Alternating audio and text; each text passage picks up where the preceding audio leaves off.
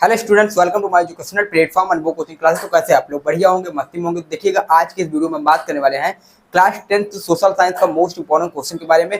कौन से most important आपकी बोर्ड एग्जाम के लिए मोस्ट इंपॉर्टेंट रहने वाले हैं, ठीक है। यानी आपके क्वेश्चन कौन से मोस्ट इंपॉर्टेंट रहने वाले हैं इसके बारे में बात करेंगे।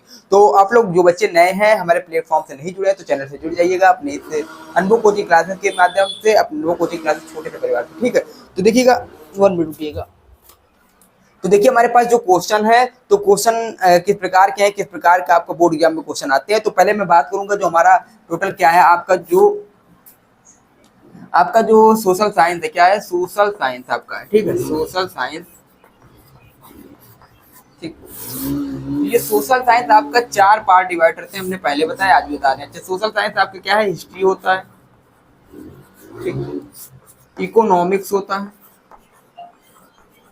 ठीक, और पॉलिटिक्स होता है, POLIT, पॉलिटिक्स होता है, और क्या होता है, ज्योग्राफी होता है। यानी हम बात करें हमारे पास क्या है, तो हमारे पास पहला चैप्टर है सोशल साइंस का, यानी पहला टॉपिक है जहां से आपका आता है हिस्ट्री से क्वेश्चन आते हैं। हिस्ट्री में हम बात करें कौन से चैप्टर आपकी मोस्ट इंपॉर्टेंट रहने वाले, कहां से क्वेश्चन बनेंगे, ठीक है।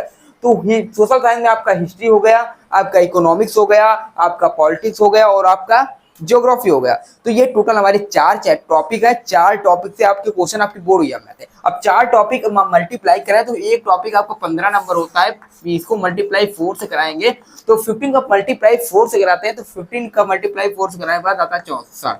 तो आप कहेंगे सर एक टॉपिक से हमको 15 नंबर मिलते हैं, यानी एक टॉपिक से अगर कोई भी क्लास नहीं देखा है पिछली वाली तो कोई दिक्कत नहीं, आज से हम नई क्लास से जुड़ेंगे, ठीक है। तो हमारे जो 15 नंबर एक चैप्टर, एक टॉपिक, यानी एक टॉपिक मतलब एक किताब, ठीक है। 4 किताब है सोशल साइंस के, तो एक बुक से आपके 15 नंबर आएंगे। 4 से मल्टीप्लाई कराएं तो 64 नंबर हो गए, और बचे जो आपके 10 नंबर, तो यानी 70 का होता है ना, 70 का होता है। तो 70 में बचे 10 नंबर, जो 10 नंबर होते हैं ये आपके मैप के होते हैं। कैसे होते हैं, मैप के।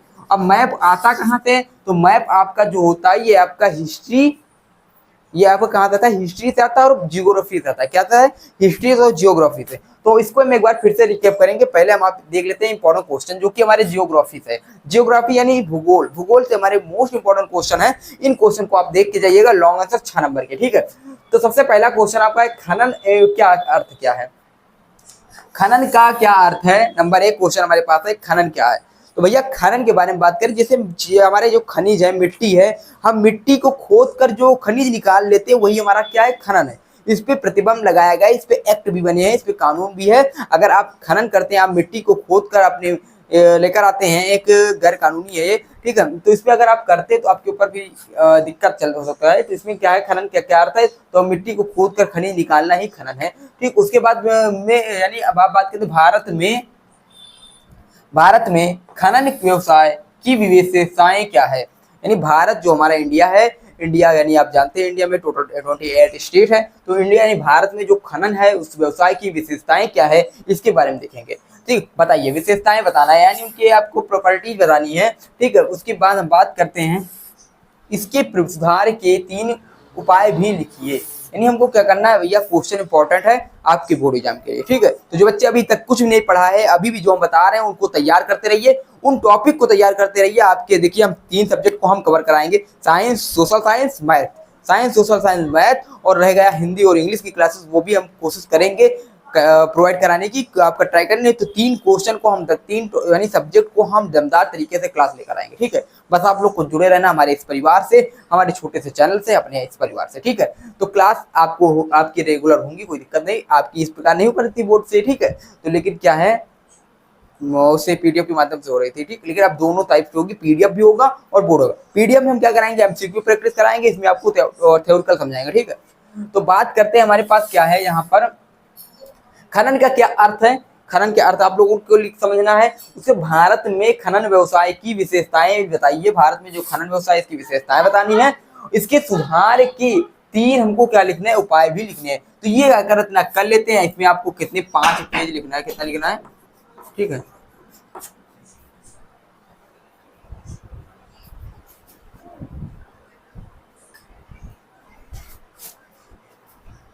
हाँ, तो स्टूडेंट देखिएगा कहाँ से क्वेश्चन हुआ था, ठीक है।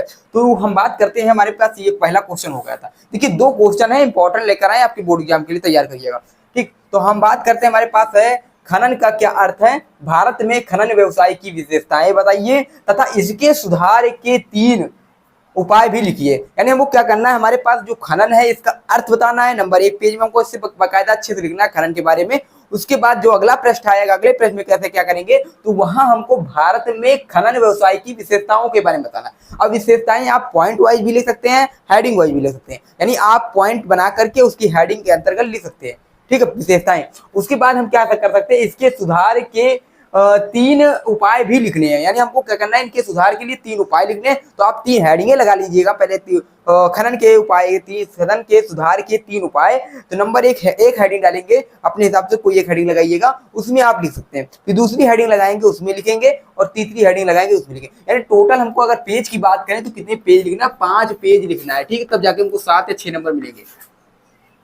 कुछ ज्यादा हो गया ना, 5 पेज ज्यादा नहीं, अगर 5 या 4.5, ठीक है, 4.5 या 4 या 4.5 या 5, यानी इतना लिख देंगे तो 7 में 7 या 6 में 6 मिलेगा, ठीक है।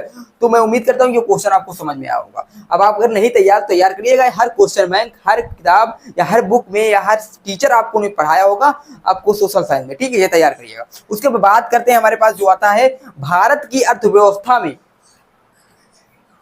भारत की अर्थव्यवस्था में, इंडियन इकोनॉमिक्स में एग्रीकल्चर यानी कृषि, भारत की अर्थव्यवस्था में कृषि का क्या महत्व है, यानी हमारी जो इंडियन इकोनॉमिक्स है, इंडियन इकोनॉमी, उसमें क्या है, उसमें एग्रीकल्चर का क्या महत्व है, उसमें कृषि का क्या महत्व है, उसके बारे में हमको क्या करना है, हमको लिखना है। तो ठीक है, तो भारत के अर्थव्यवस्था में कृषि के महत्व क्या है उसको लिखिए। भैया कृषि के माध्यम, क्योंकि हमारा जो इंडिया है यानी भारत है, भारत एक एग्रीकल्चर यानी बात करें कृषि प्रधान देश है। क्या है, कृषि प्रधान देश है। अब कृषि प्रधान देश है, आप भारत में किसी भी कोने में जाइए, किसी भी क्षेत्र में आप जाइए, वहां कुछ ना कुछ खेती जरूर होती है, ठीक है। सिटी एरिया में भी खेती होती है, कोई दिक्कत नहीं, लेकिन अगर आप किसी भी एरिया में जाते हैं, अगर उत्तर प्रदेश में जाते हैं और पंजाब में जाते हैं तो आपको धान और गेहूं की खेती मिलेगी, ठीक। अदर एरिया में जाते हैं तो वहां भी आपको किसी न किसी प्रकार की खेती मिलेगी। तो इस प्रकार हम बात करते हैं जो भारत है वहां उसके अर्थव्यवस्था में क्या है, कृषि का क्या महत्व है। और अर्थव्यवस्था को हम समझ सकते हैं धन का विज्ञान,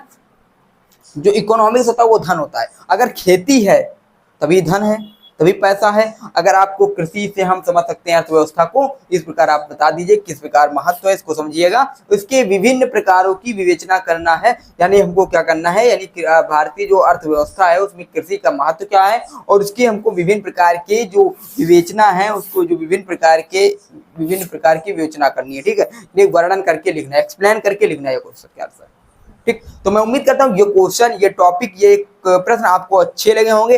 अगर वीडियो अच्छा लगा, सेशन अच्छा लगा, दमदार लगा, तो अपने मित्र मंडली के पास, अपने दोस्तों के पास इस सेशन को जरूर से जरूर शेयर करिएगा अपने दोस्तों के पास, ठीक है। तो मैं उम्मीद करता हूँ सेशन बहुत ही अच्छे लगे होंगे। आप लोग अगर पहली बार हमारे इस प्लेटफॉर्म से जुड़ रहे हैं तो जरूर से जरूर जुड़ जाइएगा चैनल से, ठीक है। तो सब्सक्राइब जरूर कर लीजिएगा और बेल आइकन दबा दीजिएगा, अपने मित्र मंडली के पास हमारी इस वीडियो को शेयर कर दीजिएगा, क्योंकि वो भी हमसे जुड़ सके, हमारे इस परिवार से जुड़ सके, हमारे चैनल से जुड़ सके। तो मैं उम्मीद करता हूँ 2 प्रश्न थे, 2 प्रश्न आपको अच्छे से समझ में आए होंगे। अगर प्रश्न समझ में आए तो आप लोग इन प्रश्न के आंसर को भी तैयार कर लीजिएगा। आप कमेंट करिएगा किस प्रकार की क्लास चाहते हैं, कौन से टॉपिक पे क्लास चाहते हैं, उस टॉपिक पे हम क्लास लाने का प्रयास करेंगे और तत्पर प्रयास करते रहेंगे जब तक आपका बोर्ड एग्जाम नहीं होता, ठीक है। तो एक लाइन के साथ मैं इस क्लास को खत्म करूंगा कि दर्द सबके एक से हैं, रास्ते सबके अलग अलग। दर्द सबके एक से हैं, रास्ते सबके अलग अलग। कोई हताश होके बिखर जाता है तो कोई संघर्ष करके निखर जाता है। तो हमें अपनी जिंदगी से हताश नहीं होना है दोस्तों, हमें अपनी जिंदगी से हताश नहीं होना है दोस्तों, हमें संघर्ष करते रहना है और सफलता की ओर चलते रहना है। एक न एक दिन हमें सफलता भी मिलेगी और कामयाबी भी मिलेगी, ठीक है। तो फिर मिलते हैं अगली वीडियो के साथ, अगले सेशन के साथ। ये 2 क्वेश्चन आप तैयार करिएगा, ये आपके लिए होमवर्क है, होमवर्क यानी HW है, ठीक है। तो उसके बाद जो अगला सेशन होगा, अगला सेशन आपके कमेंट के मुताबिक बताएंगे, आप कमेंट करेंगे उसके मुताबिक हम अगला सेशन लाएंगे। तो आप कमेंट जरूर करिएगा किस टाइप की क्लास चाहते हैं, कौन सा सेशन चाहिए, किस पे चाहिए, ठीक है। तो मैं अगला सेशन आपके लिए लेकर आऊंगा अगले दिन। तो फिर मिलते हैं वीडियो के साथ, अगले सेशन के साथ। जय हिंद, जय भारत।